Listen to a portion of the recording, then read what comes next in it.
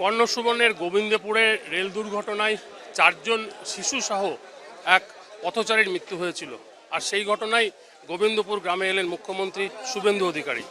শুধুমাত্র এলাকার মানুষকে এবং নিহতের পরিবারকে সমবেদনা জানানোই নয়, তাদের আর্থিক ক্ষতিপূরণের পাশাপাশি আগামী 15 দিনের মধ্যে তাদের যে সমস্ত দাবি, সেই সমস্ত দাবি পূরণের আশ্বাসও দিয়ে গেলেন এবং তিনি চেষ্টা করবেন, এরকমটাই বলে গেলেন মুখ্যমন্ত্রী শুভেন্দু অধিকারী। এলাকার মানুষ জানাচ্ছেন এবং বিশেষ করে যারা নিহতের পরিবারের লোকজন তারা জানাচ্ছেন যে এলাকায় এবং তাদের গ্রামে মুখ্যমন্ত্রী আসবেন সেটা তারা কল্পনাও করতে পারেননি।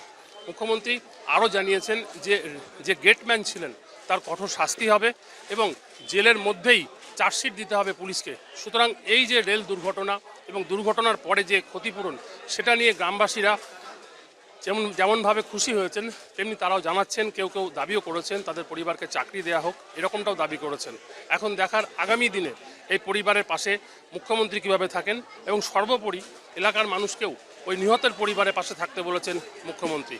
আপনার সঙ্গে মুখ্যমন্ত্রী হলো কোথায় হয়েছে বললো, একটা চাকরির জন্য বললাম তো হ্যাঁ হবে বললো। সিভিককে ডাকলো, এসপি না কাকে বললো, দেখিয়ে বললো একে সিভিকের চাকরিটা দেবে, দেখলো এরকম বললো। এবার 5 লাখ টাকা দিয়ে গেল, চেক দিয়ে গেল, আর কিছু বলেনি। তো আপনার যদি আমাদের একটা করে কাজ দিতে, আমরা তো বোম্বাই যাই, আবার সেই বোম্বাই যেতে হবে। যদি একটা কাজ দেয় তাহলে খুব ভালো হয় এখানে থেকে। আমার 2টো মেয়ে, এটা বড় মারা গেছে, এটা বড়। জেসিকা শবনম। আমার নাম শাহিদ আলী। আমি বোম্বাই থাকি, বোম্বাই কাজ করি। মারা যায় সেদিন বোম্বাই ছিলাম। ঘটনার দিন মুম্বাই ছিলেন, তাই তো? আমার সঙ্গে ভালোভাবে কথা হয়নি, আমার স্বামীর সঙ্গে কথা হয়েছে।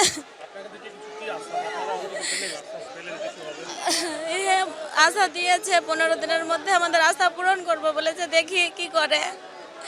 আমার আর একটা মেয়ে আছে, একটা মেয়ে তো আমার চলেই গেল, আমি আগে তোমাকে মানুষ করতে হবে। আমি একজনের উপর আশা করেছিলাম, ভরসা করেছিলাম, সেটা আমার পূর্ণ হলো না। কিন্তু আমার এই মেয়েটাকে মানুষ করে দাও, আমার একটা কিছু চাকরির ব্যবস্থা করতে হবে। আমার ছেলে নাই, কেউ নাই, আমার স্বামীরও কোনো ইনকাম নাই। আমার নাম শেফালি খাতুন। আমার বড় মেয়ে জেসিকা শবনম। আমার মেয়ের কিছু ছিল না। আমার বাবা গেছে, আমার মা ছিল। আমাকে আশ্বাস দিয়েছেন। আমি স্যারকে জড়িয়ে ধরলাম, হাতটিকে জড়িয়ে ধরলাম, দিয়ে বললাম স্যার আমার তো দেখতে পেয়েছেন। বলছে হ্যাঁ, তোমাকে আমার সান্ত্বনা দেবার মতো কোনো ভাষা নেই রয়েছে, তা আমি তোমার পাশে আছি। আমি স্বামীর লিগে যখন রিকোয়েস্ট করলাম চাকরির জন্য, তখন বললো হ্যাঁ আমি তোমার স্বামীর 15 দিনের মধ্যে আমি চাকরির ব্যবস্থা করব। আরও সব যারা আছে তারা করবে, দেখবে, তাইলো ডকুমেন্টস নিয়েছে জমা। আমাকে আশ্বাস দিয়েছে 15 দিনের মধ্যেই আমার স্বামীর ব্যবস্থা করে দেবে চাকরি।